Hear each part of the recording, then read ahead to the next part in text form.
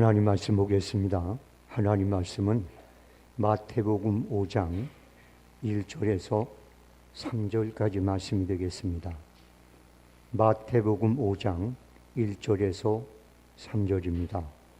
찾으신 줄 알고 다 같이 한 목소리로 합독하겠습니다. 시작. 예수께서 무리를 보시고 산에 올라가 앉으시니 제자들이 나온지라 입을 열어 가르쳐 이르시되 심령이 가난한 자는 복이 있나니 천국이 그들의 것이미요. 아멘. 다 같이 기도하겠습니다. 하나님 아버지 고맙습니다. 오늘도 찬양 중에 거하신 하나님을 향하여 이렇게 찬양으로 영광 돌릴 수 있어서 감사합니다. 수고한 손길 위에 은혜 베풀어 주셔서 저들의 삶이 늘 하나님께서 산성이 되고 피난처가 되고 복의 근원이 되며 아버지가 되는 삶이 되게 하시고 오늘 이 자리에 동참한 모든 성도들에게도 하나님께서 베풀고자 원하시는 모든 것을 받아 누리는 그릇이 되어 하나님 기쁨과 행복과 소망으로 가득 차게 하시옵소서. 이종의 말씀을 전합니다. 하나님께서 이스라엘의 파수꾼을 세워서 하나님께서 원하는 말씀만 전하는 도구로만 사용하여 주옵소서. 듣는 모든 성도들의 귀가 열리고 마음이 옥토가 되어 전하고 듣는 모두가 하나님을 기쁨으로 섬기고 하나님의 은혜를 누리게 하소서. 모든 것 주께 맡기고 예수님의 이름으로 기도합니다. 아멘. 예수님께서는 온 유대 땅을 두루다니시면서 회당에서 가르치시고 전파하시고 백성들 중에 모든 병과 약한 것들을 고치셨습니다. 그러므로 주님이 가시는 곳마다 호도한 사람들이 모여들었어요. 그러자 주님께서는 그 몰려오는 사람들을 보시고 산으로 올라갔습니다. 그리고 복음을 전하기 시작을 했습니다. 심령이 가난한 자는 복이 있나니 천국이 그들의 것이며. 오늘 저는 여러분과 같이 도대체 심령이 가난한 게 뭘까? 그리고 그들이 받는 복이 뭘까? 이 부분을 함께 나누려고 합니다. 심령이 가난하다는 말은 이 본문에서는 시라보로 푸토코스라고 그래요. 여기서 심령이 가난하다는 의미는 뭐냐? 먹고 죽을 것도 없다라는 말이에요. 다 아무것도. 가진 거로는 아무것도 없다. 성경이 얘기하는 걸로 보면 두 렙돈을 가진 여인 있잖아요. 과부가. 그분이 하나님 앞에 두 렙돈 딴 거 없어요. 우리 주님 말씀. 생활비 전부를 넣었다. 남은 게 없다는 거예요. 그 다음에 사례도 과부 있잖아요. 3년간 그 가문 속에서 아끼고 이제 더 이상 아낄 수가 없는 밀가루 한 움큼과 기름 2방울 남. 이제 그거 먹고 아들과 같이 죽을 생각을 하고 나무를 죽고 있는데 선지자 엘리야를 만나.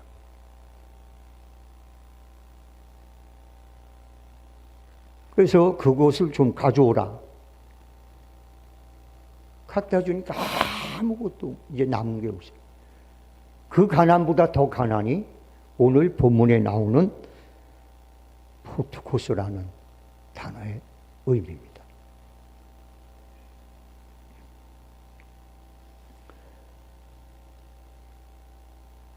여러분들, 본문은 우리에게 있어서 정 어떻게 보면 우리가 이거 참 그렇게 살 수 있을까?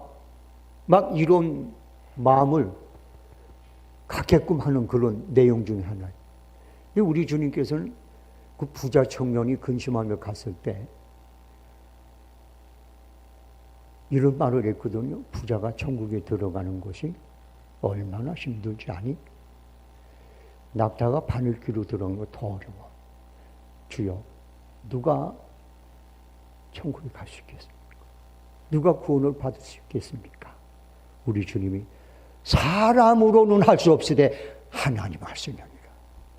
이 마음은 사람으로는 가질 수 없는 마음인데 하나님이 주시면 가질 수 있는 마음입니다. 우리의 구원은 하나님이 돕지 않으면 이룰 수 없는 게 우리의 구원이에요. 여러분들, 우리는 간혹가다 하나님 말씀을 전하거나 들을 때 이성적으로 했으면 좋겠다. 좀 사람의 입장에서 우리가 이성을 가지고 들을 수 있고 이해할 수 있고 수용할 수 있는 그 정도 선에서 좀 전해야 되지 않냐 말이야. 터무니없는 얘기를 하면 되겠는가? 이렇게 생각이 들 때가 있습니다. 그런데 하나님의 말씀은 이성으로 수용하는 말씀이 아니라 믿음으로 수용하는 말씀이에요.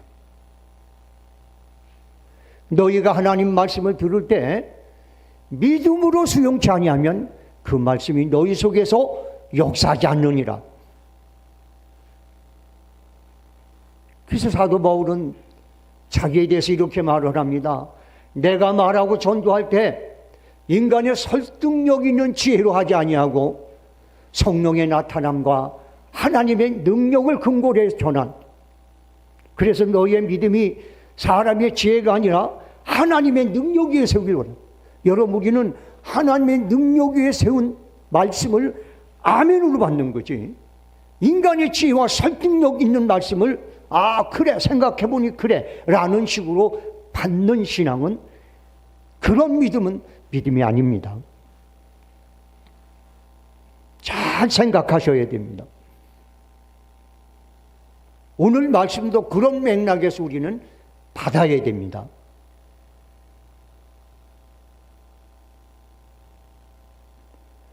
오늘의 말씀은 우리가 물질적인 가난을 얘기하는 게 아니에요.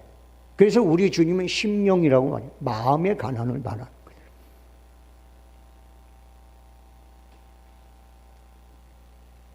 여러분들, 마음이 가난하면 천국을 소유할 수 있습니다. 마음이 부자면 여러분들은 천국을 소유할 수가 없어요. 여러분들 천국은 심령이 가난한 믿음을 통해서 소유되어지는 거예요. 잠언서 4장 23절에 보면 이런 말씀이 있습니다. 모든 지킬 만한 것 중에 더욱 내 마음을 지켜라. 생명의 근원이 이에서 남이니라. 지킬 만한 것 중에 먼저 네 마음부터 지켜라. 욕심이 와서 너를 장악하지 못하도록, 욕심이 내 속에 들어오지 못하도록 내 마음을 지키라는 거예요. 그래야 생명이 거기서부터 시작이 된다라고 말하는 거예요. 여러분들, 우리가 왜 욕심이 들어오는 걸 막아야 되는지 아십니까? 사단은 우리를 함부로 죄를 짓게 못해요. 그런데 사단이 우리에게 죄를 짓게 할 수 있는 방법이 있어요. 욕심을 갖게 하면 죄를 짓게 하는 거예요. 그래서 성경은 이렇게 얘기합니다. 욕심이 잉태한 즉 죄를 낳고 죄가 장성한 즉 사망을 낳느니라. 이렇게 말하고 있어요. 여러분들, 사단이 와서 우리를 뱅뱅 돕니다. 죄를 짓게 만들려고. 그런데 야, 죄 져라. 그러면 우린 죄 안 져요.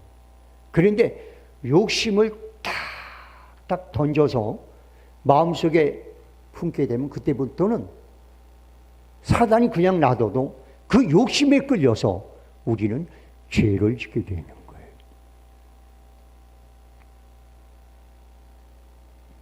늘 하나님 나라에 관심이 많았던 부자 청년이 예수님에게 찾아왔어요. 그런데 와서 상처만 받고 갔어요. 하나님 나라를 관심을 갖고 왔는데 상처를 받고 왔어요. 상처를 받고 갔어요. 예수님 앞에 왔어요. 아니, 난 하나님 나라에 대해서 좀 알고 싶어서 그 나라를 소유하고 싶어서 찾아왔는데 예수님이 상처를 줘버렸어요. 왜 상처를 받았을까요? 그 청년이 욕심이 많았기 때문에.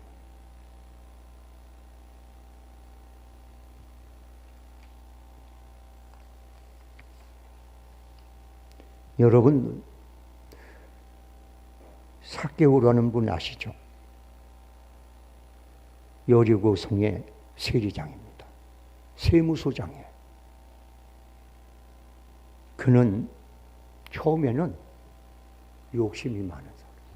그래서 로마의 앞잡이, 그 당시 로마가 이스라엘을 이렇게 장악을 하고 있었기 때문에 로마 사람들이 이스라엘 사람들의 세금을 거두려면 거둘 방법이 없어요. 얼마나 머리가 좋은지 여기 빠지고 저기 빠지고 이게 뭐 미꾸라지 새끼 이건 버금가는 거예요. 그러니까 야, 이건 우리 로마인으로서는 이들에게 세금 거둘 만한 능력이 안 된다. 그러니까 이스라엘 사람을 통해서 세금 걷게 만들자. 그래서 유대인들에게, 이스라엘 사람들 중에 이렇게 얘기한 겁니다. 우리가 원하는 곳은 세금이 1,000억이다. 이 동네에서. 그런데 그거 이상 거둔 거 네가 가져라. 이렇게 됐어요. 근데 그 일에 제일 먼저 뛰어드는 사람이 누구냐? 삭개오입니다. 그래서 세리장이 된 거예요. 수단 방법 거리지 않고 세금을 걷고, 그러고 난 다음에 더 이상 거둔 건 자기 것이 된 거예요. 그게 월급이요. 그게 수입이요. 그러니 얼마나 여러분들 유대인들에게 눈에 가시겠습니까? 열심당원들에게는 표적이에요. 죽여야 될 사람들, 죽어야 될 사람들. 그래서 유대인들은 세리장 그러면 지옥 갈 놈, 매국놈, 벼락 맞아 죽어야 될 놈, 이런 식으로 취급당했던 사람이에요. 그런데 그런 취급을 당함에도 불구하고 그 일을 했던 것은 자기의 욕심에 사로잡혔기 때문입니다. 그런 그가 예수님을 만났습니다. 그러고 난 다음에 그는 심령이 가난한 자로 바뀌었어요. 그래서 그는 얘기합니다. 주여, 내 소유의 절반을 아무 이유와 조건 없이 가난한 자에게 나눠주겠습니다.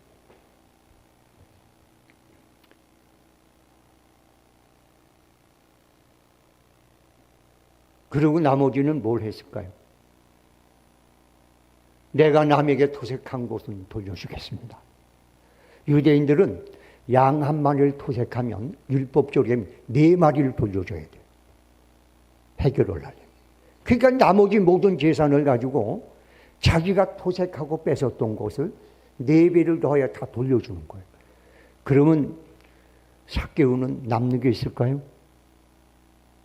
어쩌면 빚이 남을지 모르겠습니다.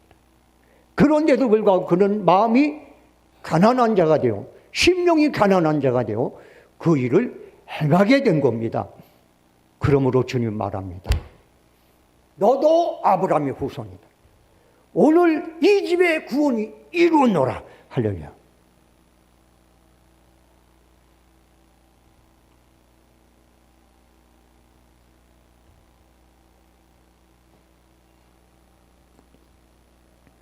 우리가 잘 몰라서 그렇지 이 세상에는 마음의 욕심을 버리고 가난한 마음으로 사는 사람이 많습니다. 미국에 유명한 부자 있어요. 다 알잖아요. 그분이 그랬어요. 나는 앞으로 내가 죽는 날까지 내 모든 재산을 다 사에 환원하겠다. 그래서 지금 그분 반 정도를 다 환원. 중국의 자선사업가 위평렌이라는 분이 있습니다. 그는 5년 동안 자기의 전 재산 1조를 가난하고 어려운 사람이 다 나눠줬습니다. 그는 사실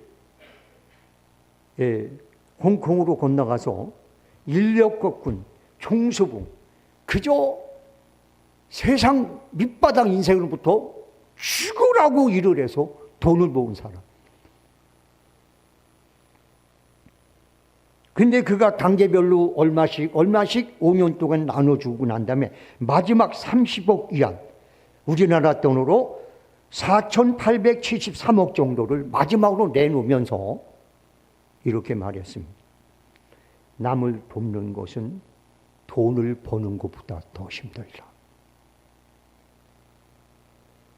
남을 돕는 일이 돈을 버는 것보다 더 힘들다는 거예요.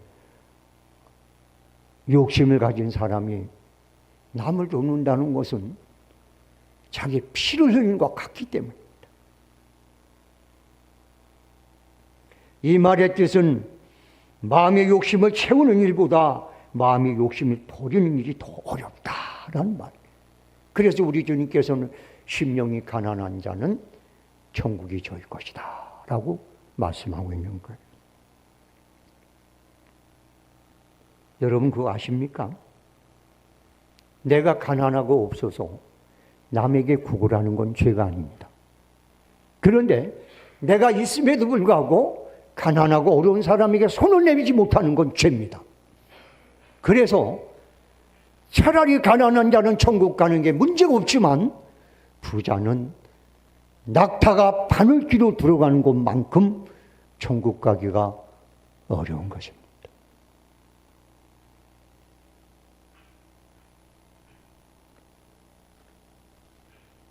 마태복음 19장 24절에 내가 다시 너에게 말하노니 낙타가 바늘귀로 들어가는 것이 부자가 하나님 나라에 들어가는 것보다 쉬우니라. 천국은 세상에서 내 마음속에 있는 욕심을 버리고 그 마음을 끝까지 지키는 사람에게 주어지는 하나님의 축복입니다. 난 결코 여러분에게 가난해지라고 얘기하는 건 아니에요. 난 여러분에게 거지가 되라는 얘기가 아닙니다. 적어도 여러분들이 여러분 속에 있는 불순하고 이기적이고 탐심적인 그런 마음을 내려놓으라는 얘기입니다. 여러분은 그렇게 살아도 얼마든지 우리는 이 땅을 넉넉하게 살아갈 수 있는 하나님의 은혜를 누릴 수 있습니다. 여러분 속에 있는 탐심, 욕심 내려놓는 시간 되기를 주의 이름으로 소원합니다. 그 다음에 두 번째는 심령이 가난한 마음은 죄가 틈타지 못하는 마음이에요. 사단이 아무리 우리에게 죄를 짓게 만들려고 해도 욕심이 없으면, 탐심이 없으면 방법이 없어요. 원천봉쇄가 되는 겁니다. 마리아가 향유를 주님 앞에 붓는데요. 그게 300데나리요. 고가의 향유예요. 그런데 그걸 탁 깨서 그냥 부어버린 거예요. 그때 예수님이 12 제자들 모두가 부르르 떨면서 허비한다고 생각해요. 그런데 그 중에 가장 여러분들 분도하고 길이길이 낚인 사람이 누군지 아시죠? 가룟 유다입니다. 제자 12명 중에 가장 욕심이 강한 사람, 탐심이 많은 사람이었어요. 그래서 사탄은 그 12명의 제자 중에 가룟 유다를 선택한 겁니다.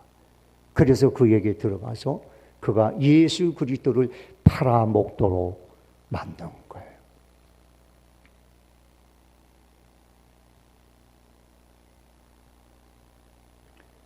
야고보서 1장 15절의 말씀을 다시 읽어드립니다. 욕심이 잉태한 즉 죄를 낳고 죄가 장성한 즉 사망을 낳느니라. 죄는 욕심을 통해 만들어지고 욕심을 통해 성장되고 욕심 때문에 죽음에 빠지게 되고 지옥 갑니다. 그러나 마음에 욕심이 없는 사람은 죄가 틈탈 수가 없습니다. 세례 요한은 광야에서, 아무것도 없는 광야에서 자기의 욕심 없는 마음을 끝까지 지켰어요. 왜? 왕궁에 가고 궁중에 들어가고 큰 성읍에 가면 그런 거를 보면서 자기도 모르게 자기가 자기 마음에 욕심이 묻을까 봐, 욕심이 주어질까 봐 아예 그는 지레짐작으로 아예 광야로 나가서 평생을 살면서 가난한 마음을 가지고 복음을 외쳤던, 주의 길을 평탄케 수고했던 거예요. 그는 어떤 욕심도 없이 주님을 향하여 주님은 흥하여야 되고 나는 쇠하여야 되리라, 그렇게 살았던 거예요.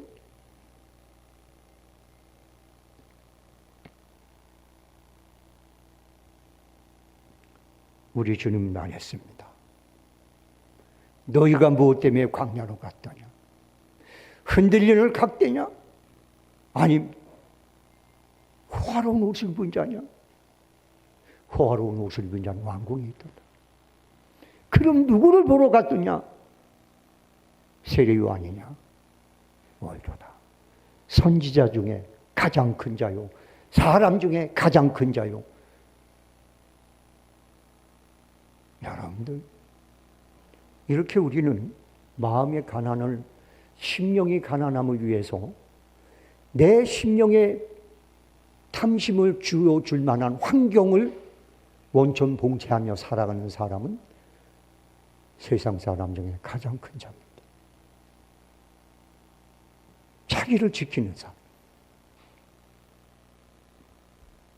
저는 가끔 이 말씀을 전하면서, 저는 이 말씀을 준비하면서 하나님 앞에 이런 기도를 했어요. 하나님,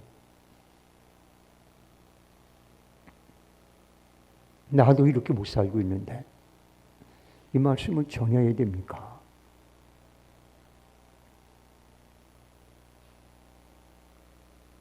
나도 이루지 못하는데. 근데 제 마음에 이런 마음이 들어요. 그 말씀을 전해낼 사람이 세상에 누가 있겠느냐. 그 말씀을 아무 꺼리낌 없이 완벽해서 예수님처럼 돼가지고 그 말씀을 전할 수 있는 사람이 세상에 누가 있겠느냐.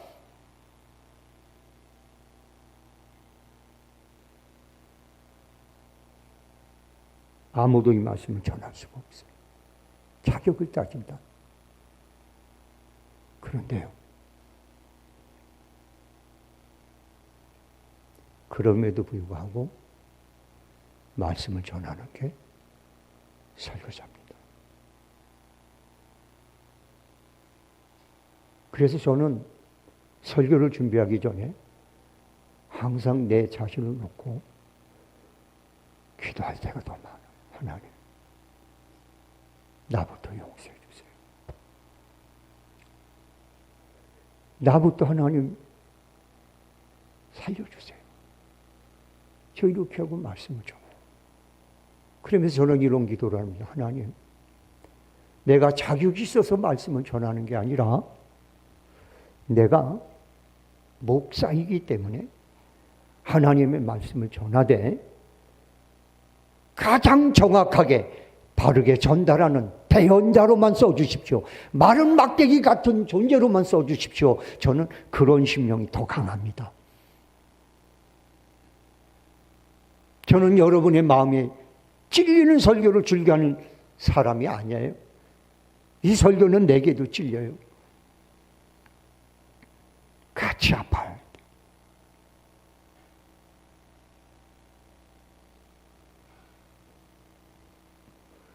여러분들, 환경 때문에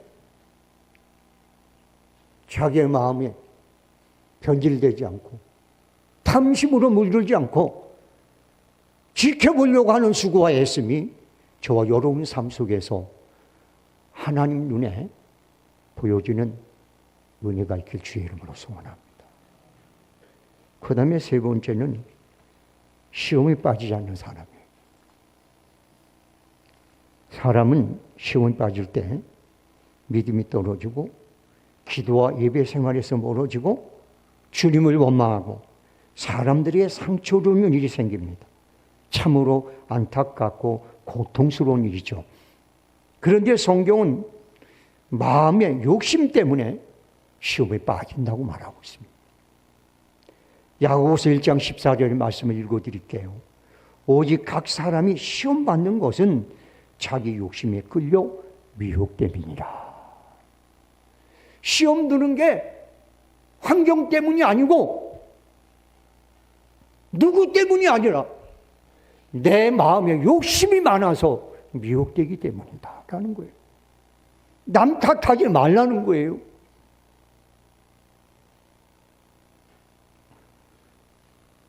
여러분, 시험은 욕심이란 통로를 통해 찾아옵니다. 그러나 마음이 가난해지고 심령이 가난해지면 그들이 들어온 길이 원천 봉쇄가 되는 겁니다.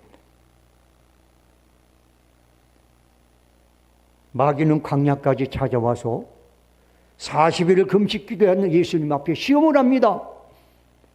얼마든지 혹할 수 있는 시험이에요.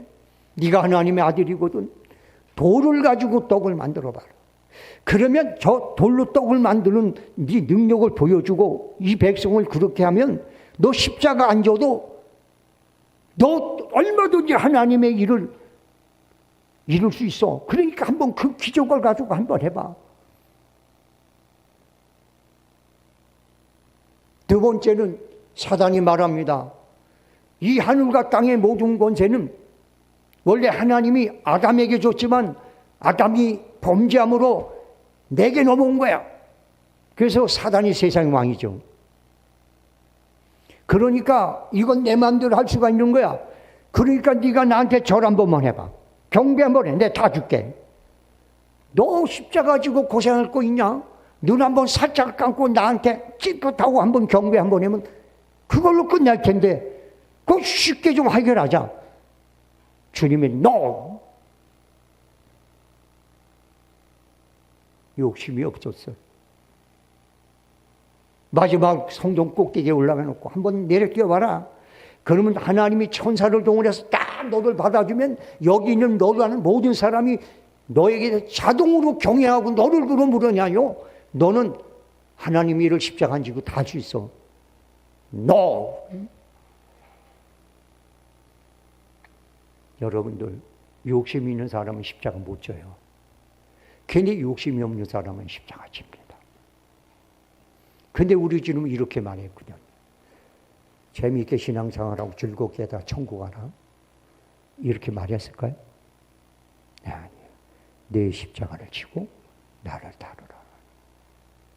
우리는 십자가를 지고도 그게 무겁지 않고 십자가를 지고도 그게 부담이 되지 않고 십자가를 지고도 그게 보람이 되고 그게 여러분들 하나님 앞에 행복이 될 때 그때 우리는 주를 믿는 사람이 되는 거예요.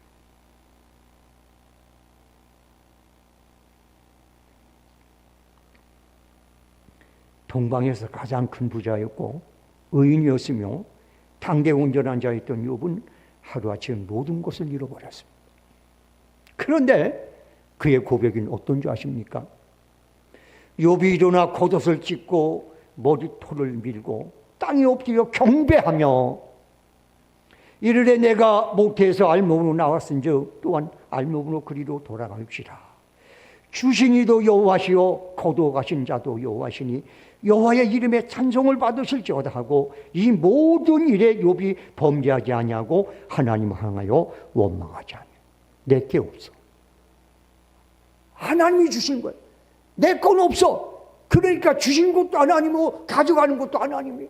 그랬더니 입으로 범죄하지 않고 원망하지 않더라. 할렐루야. 내게 없어. 여러분, 하나님 여러분에게 주신 지혜, 여러분에게 주신 지식, 경제력, 정치력, 리더십 모든 것은 여러분께 아니라 하나님 주신 겁니다. 그래서 그걸 통하여 내 행복을 누리고 내 어떤 누리는 게 아니라 하나님께 영광을 돌리는 그것이 바로 선한 청직인 것입니다.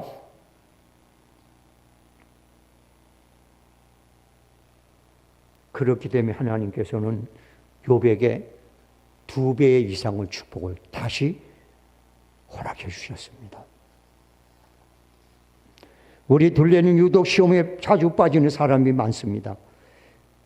사실 그 사람들은 환경이 어려운 게 아니라 상대방이 자기를 괴롭힌 게 아니라 스스로 욕심이 많기 때문에 그렇습니다. 여러분과 제가 시험 들게 하는 모든 것을 좀 오늘 빼버렸으면 좋겠습니다. 하나님이 뽑아냈으면 좋겠습니다. 그런 은혜가 있길 주의 이름으로 소원합니다. 심령이 가난한 사람은 하나님 앞에 늘 자신의 부족함을 인정하는 사람입니다. 가난한 마음은 늘 주님 앞에 자신의 부족함을 인정하는 마음이에요. 내가 하는 일이 아무리 크고 아무리 대단하고 아무리 많아도 나를 위해 죽어주신 예수 그리스도의 은혜를 갚기에는 턱없이 부족하다는 마음으로 살아가는 사람입니다. 자기가 아무리 많은 일을 하고 아무리 충성스러운 일을 하고 아무리 뭘 해도 나를 위해 죽어주신 주님이 베푸는 은혜를 갚기에는 너무 부족합니다. 늘 울어도 갚을 길 없고 늘 갚아도 갚을 길 없는 내가 이 몸 주께 드립니다. 이 생명 주님 앞에 드려도 모자릅니다 라는 마음을 갖고 사는 사람, 그 사람이 심령이 가난한 사람이에요. 뭐 좀 하면 내가 그래도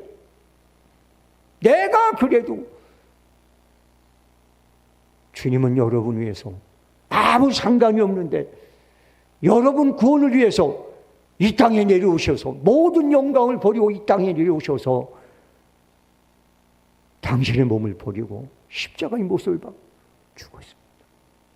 우리는 그 은혜 때문에 천국 가는 거고 그 은혜 때문에 하나님의 자녀가 된 거고 그 은혜 때문에 우리는 구원의 반열에 쓴 거예요. 그런데 그거를 잊어버리고 나니까 우리는 내가 나오는 거예요. 그래도 내가 이런 봉사도 하고 그래도 내가 이렇게 신앙생활하고 그래도 내가 말이야 새벽마다 나오고 내가 뭐고 우리 주님이 우리를 봤을 때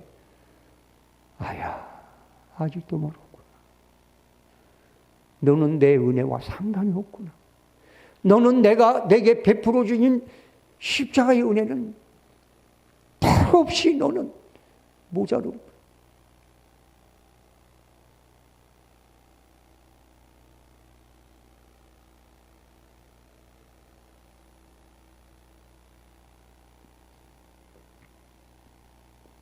사랑하는 성도 여러분들, 내가 나 된 것은 하나님의 은혜라는 말이 있습니다. 그 하나님의 은혜를 잊어버리고 내가 뭘 해서 천국 가고 구원받을 수 있다고 생각한다면 여러분들은 신앙생활을 잘못하는 겁니다. 그죠?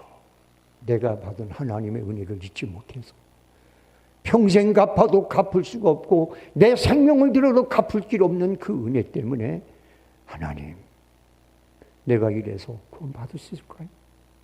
하나님, 내 나름대로 이렇게 성가대를 하고 찬양대를 하고 주일학교 교사를 하고 장로를 하고 목회를 하고 재정을 하고 이런저런 걸 했는데 이게 주님의 은혜에 비하면 이게 무슨 일이겠습니까? 하나님, 너무 나는 부족합니다. 이런 마음을 갖고 있는 분들이 마음이 가난한 사람. 이런 사람이 천국에 소망이 있는 사람이고 천국 백성이 될 수 있는 거예요. 여러분들 평생 살면서도 갚을 길 없어서 늘 울어도 갚을 길 없어서 이 몸 바칩니다 라는 여러분들 그런 자세를 유지하시기 바랍니다. 초대교인들은 그래서 순교를 하면서도 자신이 아깝지가 않았어요. 오히려 주님 때문에 죽도록 맞은 것이 오히려 감사했습니다. 어떻게 나 같은 존재가 그 주님의 은혜를 갚기 위해서 이렇게 고난을 당하고 이렇게 채찍을 맞고 이렇게 고통을 당했어. 하나님 감사합니다. 이렇게 해서라도 내가 10,000분의 1, 10,000,000분의 1이라도 주의 은혜에 대해서 반응할 수 있으니 얼마나 감사합니까? 이렇게 했어요. 주일날 나오는 게 억울하십니까? 새벽 예배 나오는 게 억울하십니까? 주님 앞에 나와 봉사하는 게 그렇게 억울하고 분하고 아깝습니까? 죄송해요. 아직 멀었습니다. 여러분 천국에 아직 멀었어요.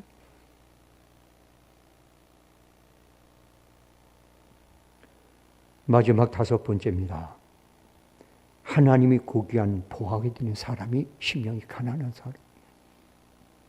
예수님의 12명의 제자들은 주님께서 부르실 때 그들은 즉시 모든 걸 버리고 쫓았습니다. 그래서 그들은 예수의 이름이 보화가 됐습니다. 그래서 그런 베드로와 요한은 성전 비문에 돌아가다가 은과 금을 구하는 안질뱅이에게 내게는 은과 금은 없어.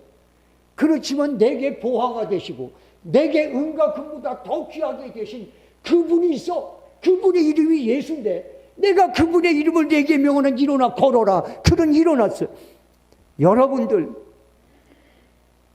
내 심령이 가난해져서 예수님의 이름이 내 마음의 보화가 되면 그 이름으로 명령할 때 귀신도 떠나가고 안질뱅이도 일어나고 저주도 물러가고 쓰러져가는 이제 여러분 사업이 일어나게 되고 망가진 가정이 회복되는 역사가 일어나는 거예요. 죽어가는 몸이 살아날 수 있는 거예요.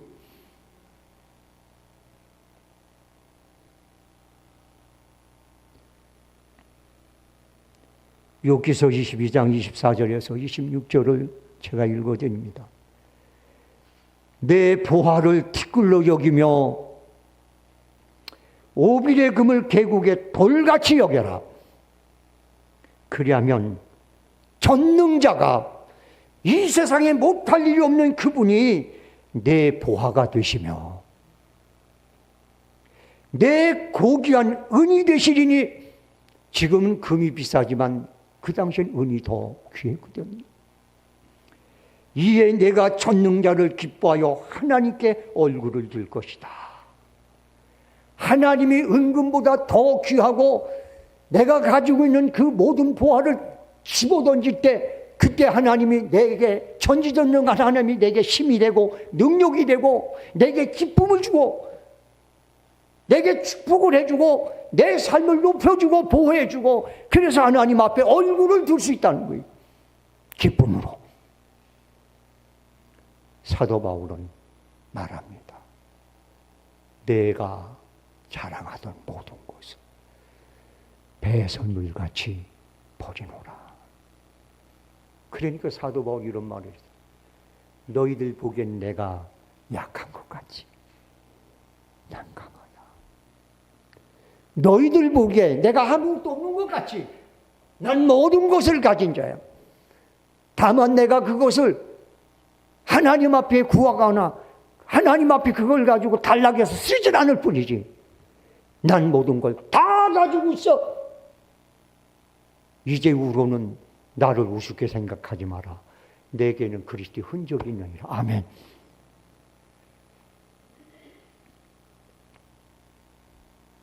성도 여러분들, 하나님 앞에 자신의 보화를 티끌로 여기고 금을 계곡의 돌로 여길 만큼 심령이 가난한 사람은 하나님의 능력이 여러분 것이 됩니다.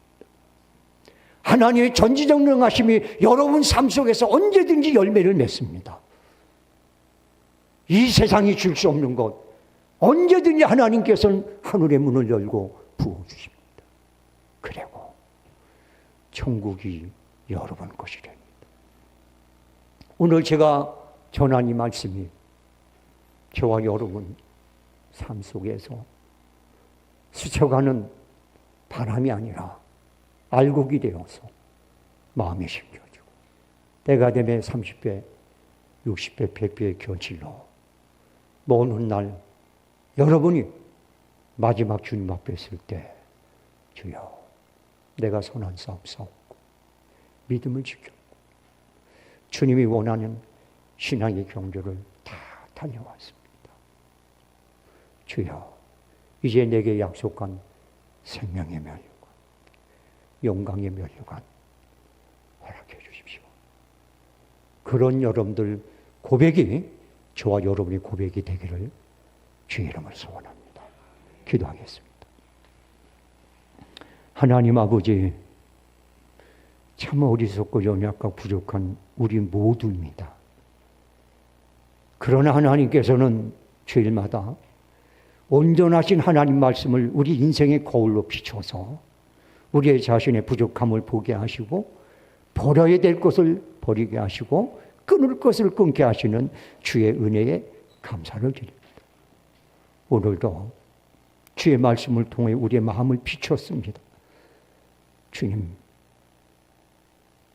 버리게 해주시고 끊게 하시고 모자른 것 주님 앞에 기도하여 후히 주시고 꾸짖지 않는 하나님 앞에 받아 누리는 구원의 백성, 천국의 백성, 영에 속한 하나님의 사람들이 되게 해 주옵소서.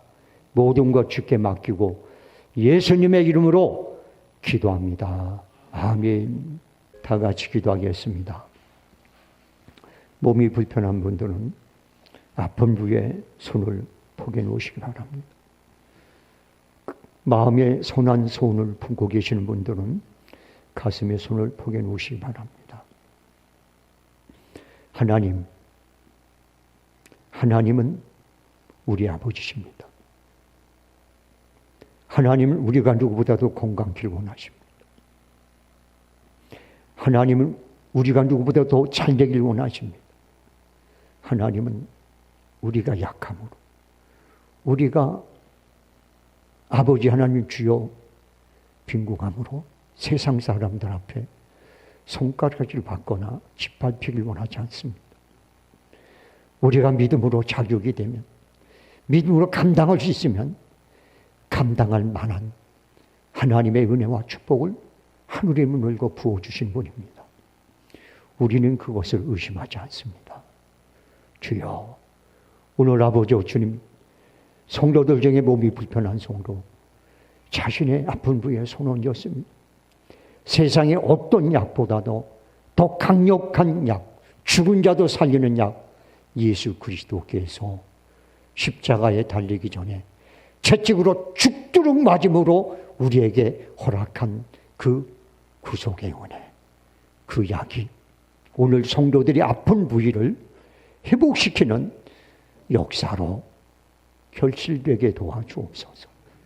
그리고 성도들 마음속에 선한 소원을 품고 있습니다. 우리 주님이 이 땅에 오셔서 하늘의 모든 영화, 모든 것을 다 버리고 가난하게 되시면 우리의 삶을, 우리의 모든 소원을 주 안에서 이루게 하기 위함입니다. 믿습니다.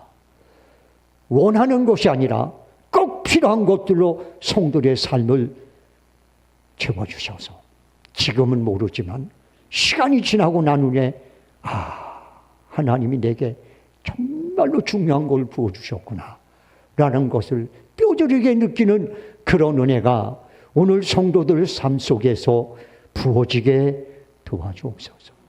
내가 주 예수 그리스도의 이름으로 명하노니 모든 질병과 고통과 소원을 가로막는 어둠의 권세야 묶임을 받고 빠져나갈지어다.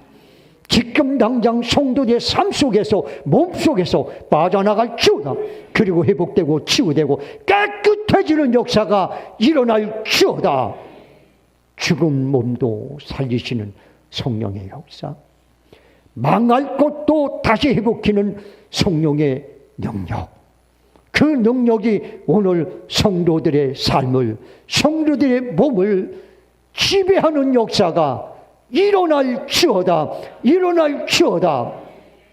지금은 우리 주 예수 그리스도의 은혜와 하나님 아버지 극진하신 사랑과 성령님의 감동, 교통, 역사, 내주 인도하심이 오늘 이 자리에 모인 성도들과 그들이 가지고 가는 사업과 직장과 심지어 더불어 이웃하며 살아가는 사람들과 이 나라와 이 민족과 온 땅 위에 지금서부터 영원토록 함께 있을지어다. 아멘.